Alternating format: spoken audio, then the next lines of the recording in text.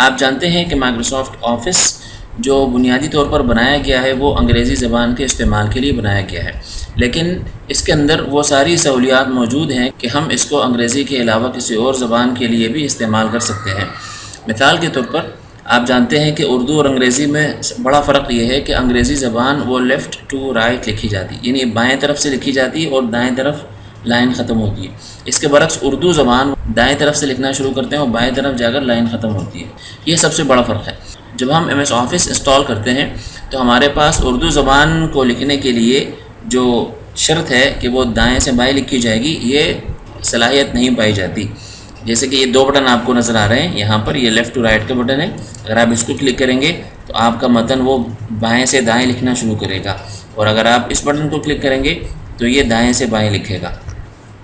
تو یہ سہولت حاصل کرنے کے لیے ہمیں کیا کرنا پڑتا ہے؟ ایک چھوٹا سا سافٹ ویئر انسٹال کرنا پڑتا ہے جس کے اندر اردو زبان کی صلاحیت موجود ہے، اردو زبان کی فائلیں موجود ہیں۔ اس سافٹ ویئر کو ہم کہتے ہیں پاک اردو انسٹالر۔ آپ نے اس کا تذکرہ پہلے بھی سنا ہوگا۔ جیسے ہی آپ اس سافٹ ویئر کو انسٹال کریں گے، جو اردو کی جو آپشنز تھی جو پہلے موجود نہیں تھی، جو پہلے آپ کو نظر نہیں آتی، لیکن جیسے پاک اردو انسٹالر آپ انسٹال کریں گے تو آپ کے پاس یہ آپشنز آ جائیں گے۔ اسی طرح اردو کے جو نمبرز ہیں، اسی طرح مائکروسافٹ ورڈ کے اندر اردو نمبر لکھنے کی صلاحیت نہیں ہوتی جب تک کہ آپ پاک اردو انسٹالر انسٹال نہ کر لیں۔